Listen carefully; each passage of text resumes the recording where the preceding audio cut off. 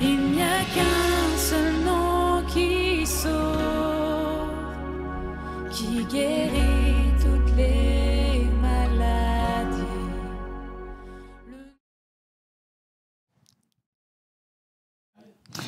Peuple de Dieu, chers internautes, je vous salue dans le précieux nom de notre Seigneur et Sauveur Jésus-Christ.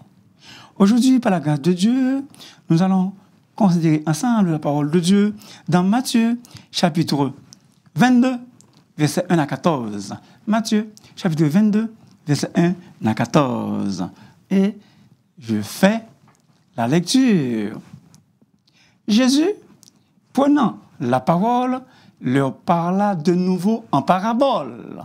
Et il dit, le royaume des cieux est semblable à un roi qui fit des noces pour son fils. Il envoya ses serviteurs appeler ceux qui étaient invités aux noces.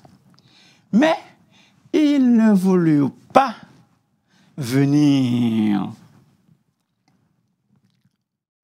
Il envoya encore d'autres serviteurs en disant, dites aux conviés, voici, j'ai préparé mon festin. Mes bœufs et mes bêtes grasses sont tués. Tout est prêt. Venez aux noces. Mais, sans s'inquiéter de l'invitation, ils s'en allèrent, celui-là à son champ, celui-là à son trafic. Et les autres se saisirent des serviteurs, les outragèrent et les tuèrent. Le roi fut irrité, fâché. Il envoya ses troupes, fit périr ses meurtriers et brûla leur ville. Alors, il dit à ses serviteurs, les noces sont prêtes, mais les conviés n'en étaient pas dignes. Allez donc dans les carrefours et appelez aux noces tout ce que vous trouverez. Ses serviteurs allèrent dans les chemins, rassemblèrent tous ceux qu'ils trouvèrent, méchants et bons. Et la salle des noces fut pleine de convives. Le roi entra pour voir ceux qui étaient à table. Et il aperçut là un homme qui n'avait pas revêtu d'un habit de noces. Il lui dit, mon ami, comment es-tu entré ici sans avoir un habit de noces? Cet homme eut la bouche fermée. Alors, le roi dit au serviteur, liez-lui les mains et les pieds, et les mains, et jetez-le dans les ténèbres du dehors, où il y aura des pleurs et des grincements de dents. Car il y a beaucoup d'appelés, mais peu d'élus. Certes, beaucoup sont invités, mais peu sont admis. Parole du Seigneur. Et un passage parallèle à ce que nous venons de lire, c'est Luc 14, verset 1 à 24. Excusez, Luc 14, verset 16 à 24. Luc 14, verset 16 à 24, un passage parallèle. Et donc, le sujet, comment peut-on entrer dans le royaume de Dieu? Comment entrer dans le royaume de Dieu? Bien-aimés, chers internautes, par la grâce de Dieu, nous allons vous entretenir sur une parabole. Des paraboles de Jésus, l'une des paraboles de Jésus, celle du festin de noces, la parabole du grand repas messianique, la parabole du grand repas messianique, la parabole du grand message, ou bien du grand repas de mariage. Des paroles de Jésus que nous rapportent les évangiles, plus d'un tiers est composé de paraboles. Qu'est-ce qu'une parabole?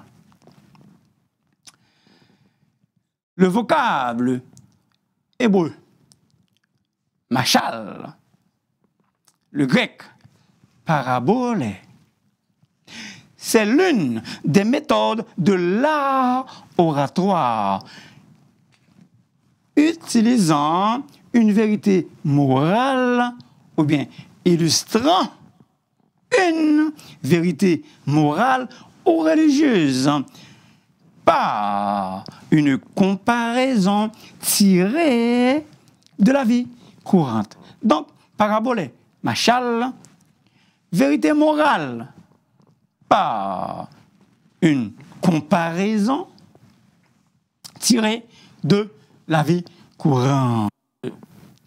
Peuple de Dieu, chers internautes, dans la rhétorique gréco-romaine, c'est-à-dire l'art de bien parler, l'art de bien s'exprimer, la parabole y apparaît comme une fonction argumentative et comme figure de style. Le philosophe Aristote rattache une parabole d'abord aux preuves utilisées dans le discours. Parabole. Ce terme se trouve seulement dans les évangiles synoptiques. Matthieu, Marc, Luc, 48 fois, et 2 fois dans l'épître aux Hébreux. Les paraboles enseignent le royaume céleste, le royaume de Dieu. Cet enseignement sur les paraboles, cet enseignement, c'est l'amour fraternel entre les humains, le sens de Dieu le Père, le sens de la paternité de Dieu.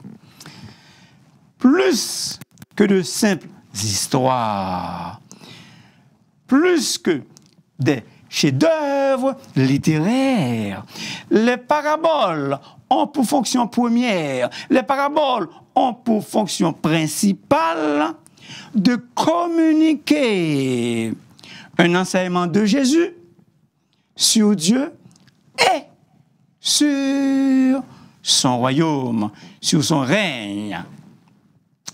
En réalité, les paraboles expliquent et enseignent la bonne nouvelle du royaume de Dieu, du royaume céleste.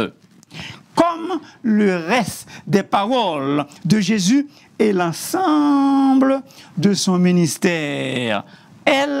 Les paraboles, elles communiquent et instruisent.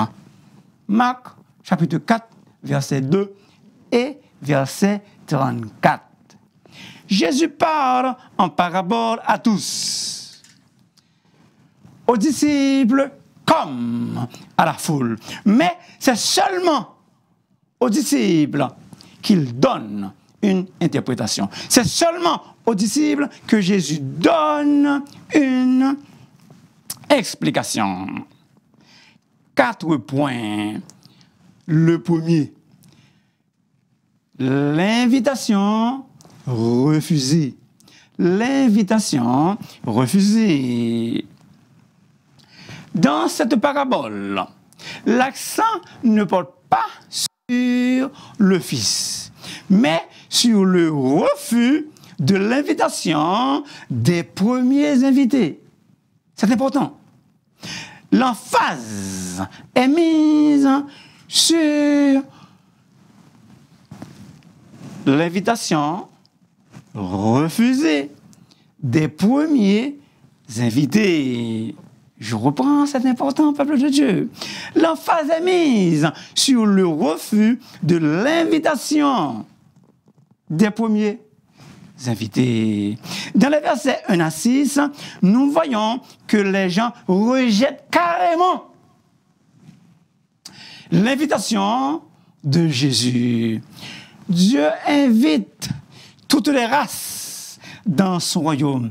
Mais la grande question, la question qui tue, qui répond à cette invitation? Qui répond à l'invitation?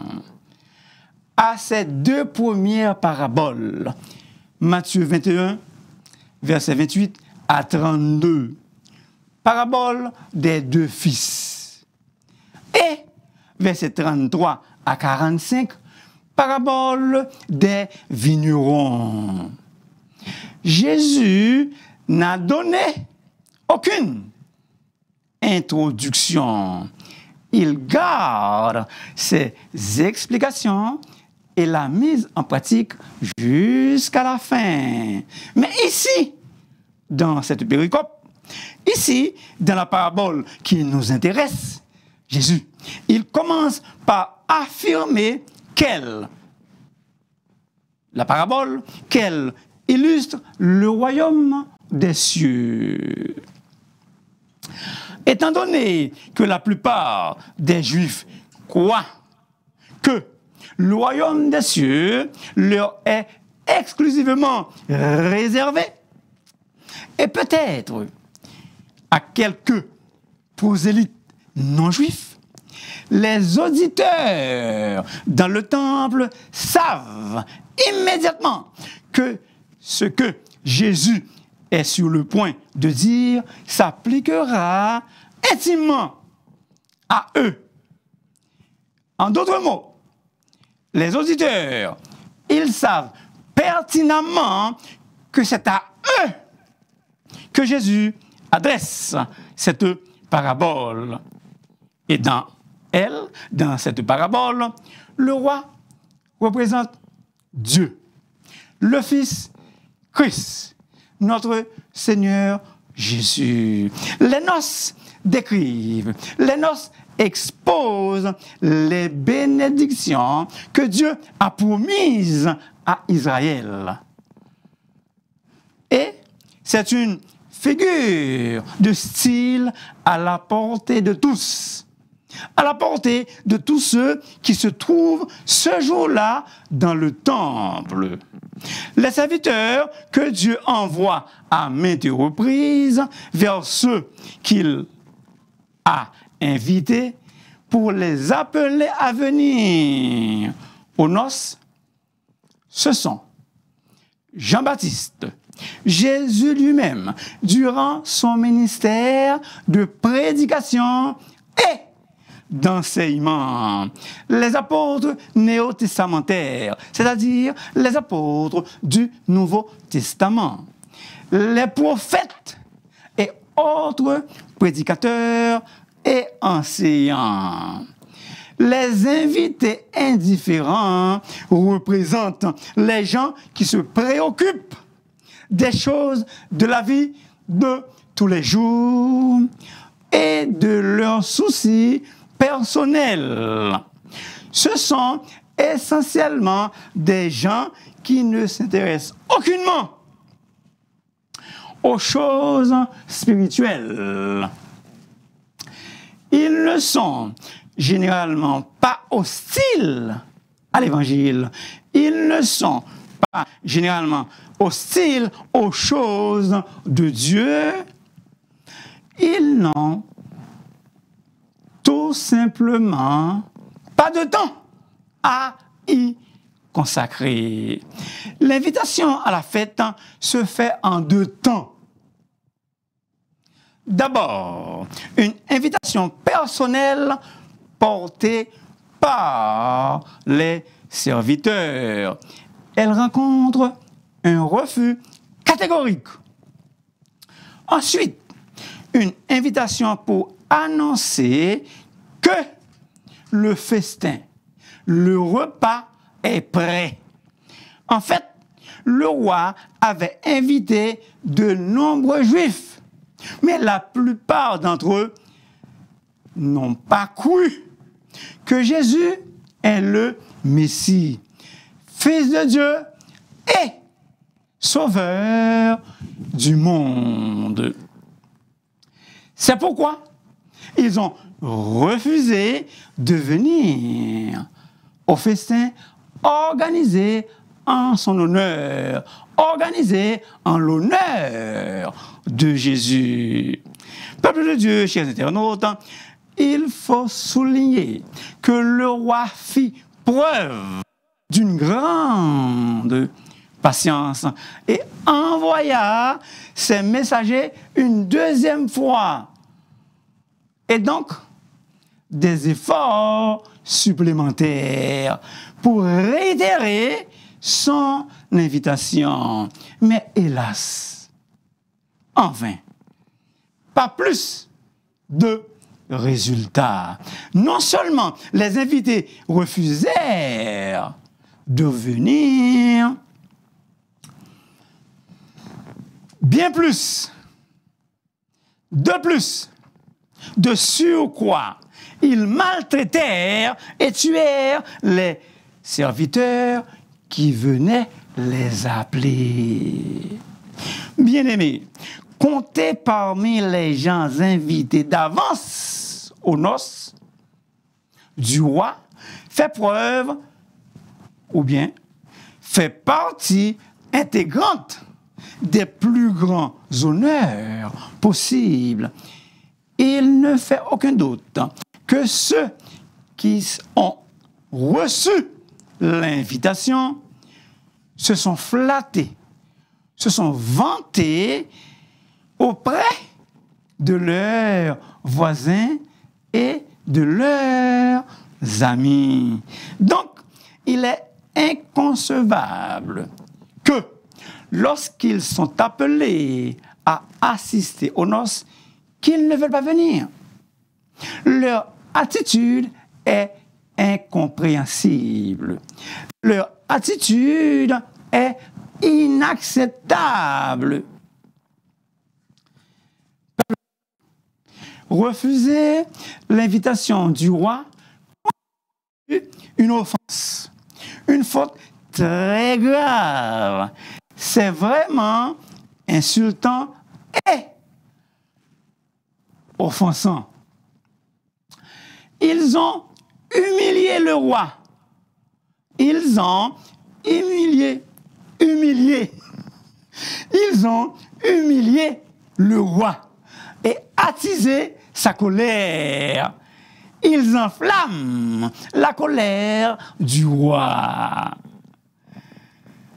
Ils déclinèrent à l'invitation en invoquant d'autres excuses. Certains extrêmement occupés, certains trop occupés par leurs exploitations agricoles ou par leurs affaires. Peuple de Dieu, pour bien comprendre la parabole, il faut savoir que les invitations avaient déjà été lancées longtemps d'avance.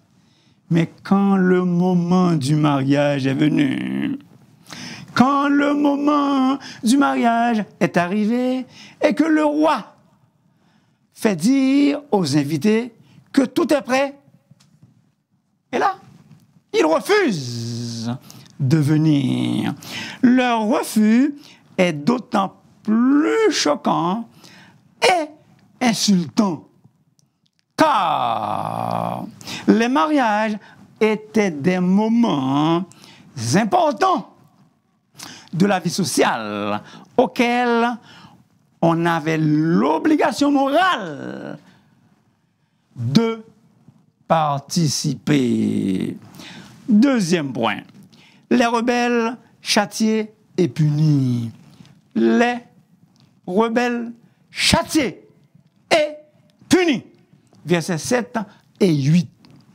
Ces versets nous décrivent le châtiment que les rebelles attirent sur eux-mêmes en rejetant l'invitation du roi. Dans l'un de ses livres, l'historien Flavius Joseph, témoin de la destruction de Jérusalem, relate très clairement cette scène horrible. Le roi, irrité contre Israël, en l'occurrence Titus, et ses légions romaines, envoya ses armées pour détruire Jérusalem et presque tous ses habitants en l'an 70 de notre ère. Ce sont les armées de Dieu, l'instrument dont Dieu utilise pour châtier Israël. Le roi est tellement fâché, le roi est tellement mécontent qu'il fait périr les meurtriers et brûler leur ville. Il déchire, le roi, la première liste d'invités. Cette parabole nous rappelle ce que Dieu a affirmé antérieurement lors du déluge. Mon esprit ne restera pas à toujours dans l'homme. Genèse 6, verset 3a. Ainsi, le roi, lance une nouvelle invitation générale à l'intention de tous ceux qui veulent venir. Cette fois-ci, il n'y a pas une seule place vide dans la salle des noces. Israël est donc mis de côté en tant que nation. Et l'évangile est proclamé aux païens, bons et méchants, comme le texte le dit, et aussi des prostituées, riches ou misérables. Acte 13, versets 45 et 46. Acte 28, verset 28. Mais chacun de ceux qui s'approchent est examiné attentivement et personnellement. Les troupes, ce sont toutes ces forces armées que le roi envoie pour faire périr et brûler la ville des bandits, la ville de ces bandits, ces meurtriers qui ont tué les émissaires, les délégués du roi. Troisième point, les nouveaux invités. Versets 8, versets 9 et 10. Les nouveaux invités, versets 9 et 10. Ces versets, peuple de Dieu, décrivent les invités dûment conviés à remplacer ceux qui ont refusé plusieurs fois à l'appel du roi. Les noces du fils du roi sont maintenant prêtes. Mais personne n'y assistera à moins que de nouveaux invités y soient conviés. Le roi dit Écoutez bien. Le roi dit, cette fois-ci, à ses serviteurs, allez dans les carrefours et appelez aux noces tout ce que vous trouverez. Et ça, c'est le plan du roi. Son plan consiste à les faire entrer tous et toutes, partout, pour trouver autant de gens que possible à appeler aux noces. C'est d'ailleurs, peuple de Dieu, le grand mandat, la grande commission. Allez, faites de toutes les nations des disciples. Évidemment, les serviteurs ont obéi. Ces serviteurs allèrent dans les champs, rassemblèrent tous ceux qu'ils trouvèrent méchants et bons. C'était clair comme de l'eau. Méchants et bons ont tous été invités. C'est clair comme de l'eau cocoyée. Le peuple de Dieu, comme a dit le pasteur John MacArthur, ce qui rend une personne digne de recevoir le salut, ce n'est pas un genre de bonté. Les gens ici étaient bons, mais aussi il y avait des méchants. Ce n'est pas un genre de bonté. Ou encore une réalisation religieuse ou spirituelle, comme les pasteurs qui fondent des églises. Ou encore une réalisation religieuse ou spirituelle. Mais simplement, le fait que cette personne accepte l'invitation de Dieu à recevoir son Fils, Jésus-Christ, comme Sauveur, comme Seigneur. Ce qui rend une personne digne du salut aujourd'hui, today, c'est exactement ce qui rend toute personne digne du salut depuis la chute. Le fait de croire à la grâce généreuse de Dieu en Christ, c'est ça qui donne le salut. C'est ça qui procure le salut. La grâce générale de Dieu. La grâce généreuse de Dieu depuis la chute jusqu'à aujourd'hui. Tous ceux, peuple de Dieu, qui acceptent l'invitation de Dieu à participer à la célébration de son Fils. C'est-à-dire ceux qui suivent le Fils comme Sauveur et Seigneur seront, vous et moi, seront au nombre des conviés dans sa salle de noces divine et éternellement glorieuse. Quatrième point. L'intrus expulsé. L'intrus chassé. Bien plus. Le texte dit, liez-lui les mains et les pieds. Afin, le texte ne dit pas ça, mais l'inspiration de Dieu, afin qu'il ne revienne plus dans ce lieu. Même cieux, t'es lié.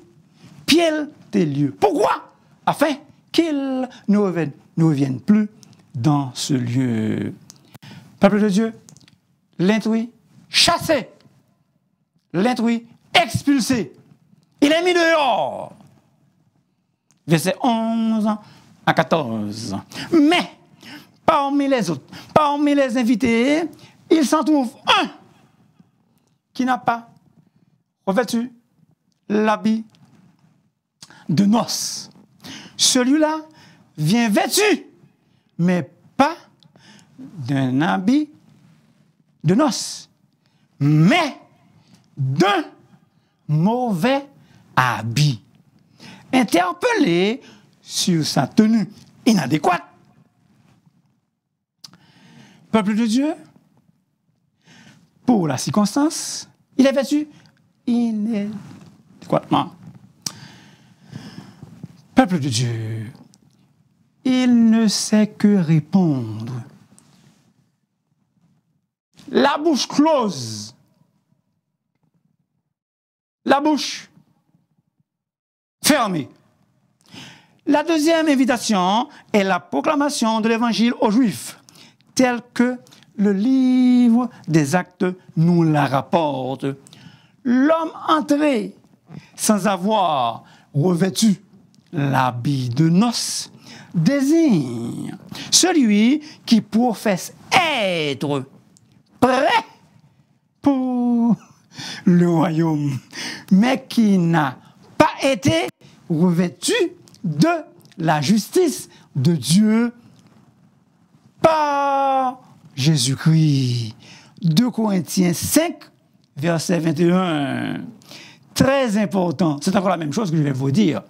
Très important, l'habit qui convient aux noces, c'est la foi authentique que Dieu impute qu'il porte en compte à justice, et dans laquelle personne ne peut entrer ou vivre dans son royaume. En d'autres mots, le vêtement de noces représente la justice de Christ qui nous est imputée par la foi, by faith. Et tous ceux qui participent au festin doivent être absolument revêtus de la justice de Dieu. Qui continue ça? Où tout ça? Romains 13, verset 14. Revêtez-vous du Seigneur Jésus. Je vous le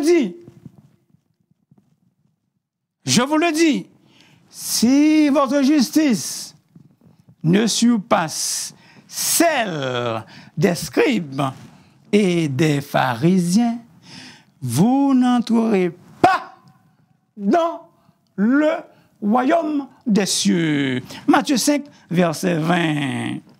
Cet homme, dans notre texte, ne peut vraiment avancer aucune excuse, car la coutume voulait en ce temps-là que l'on offre un vêtement de noces aux invités qui n'en possèdent pas.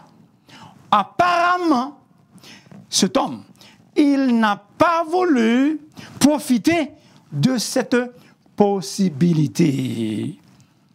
Jésus offre un salut à tous et à toutes. Sans le salut offert par Christ, sans le salut offert par Jésus, l'individu restera bouche close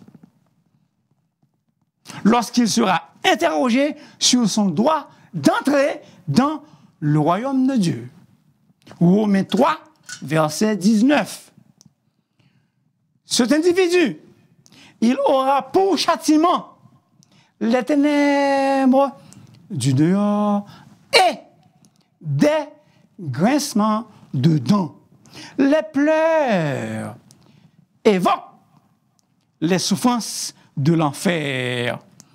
Le seul habit de noces qui soit acceptable correspond à une vraie sanctification, sans laquelle personne ne verra le Seigneur.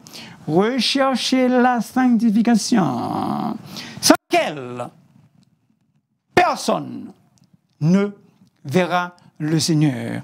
Hébreux 12, verset 14. Un verset parallèle au verset 11 de notre texte. J'entendis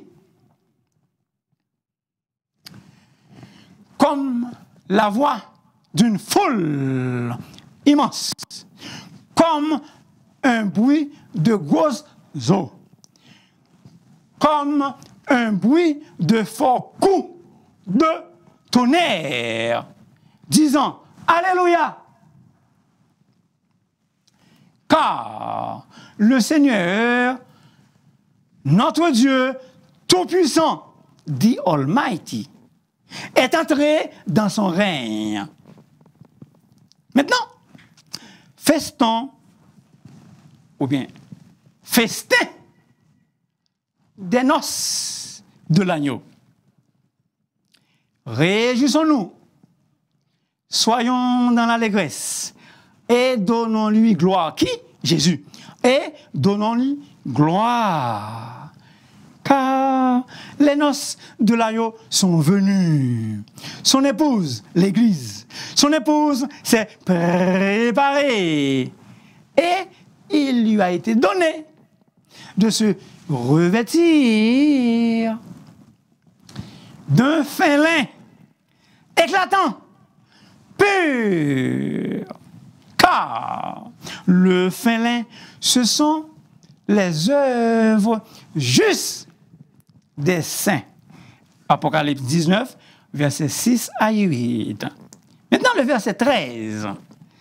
Les ténèbres désignent le lieu où les impies, les rebelles, les contrevenants seront punis.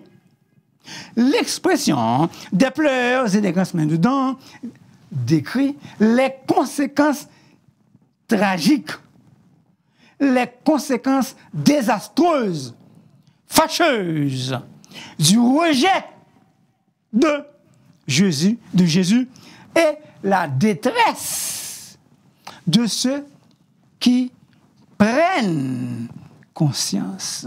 Mais à ce moment-là, il sera trop tard, too late, qu'ils n'ont pas cru en Jésus avant. Le mariage était au temps de Jésus une source de réjouissance. Et c'est encore le cas aujourd'hui. Ces réjouissances duraient plusieurs jours, au moins une semaine.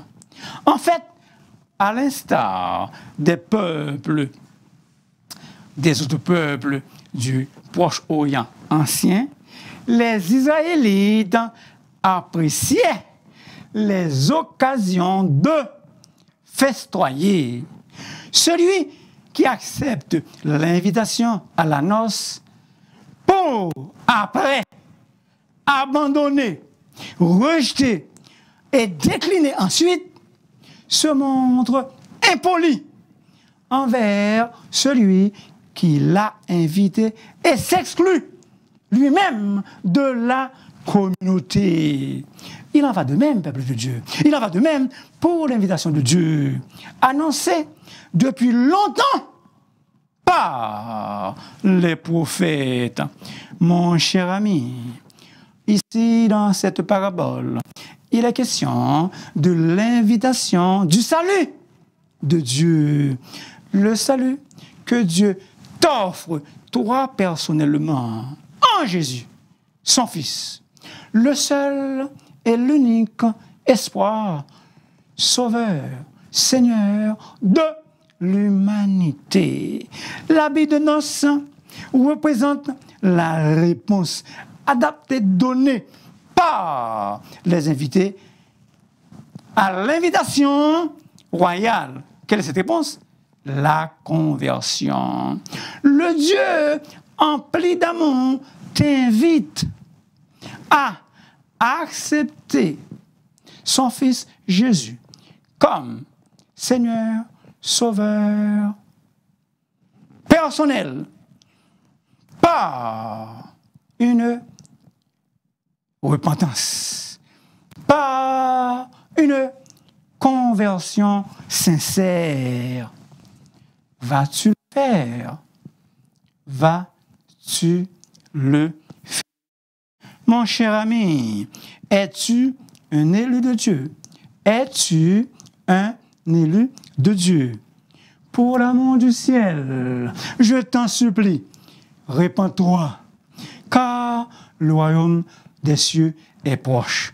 Parole de Jean-Baptiste, Matthieu 3, verset 2.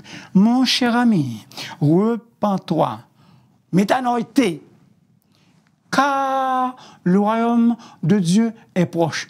Parole de Jésus lui-même. Matthieu 4, verset 17. Hello, peuple de Dieu.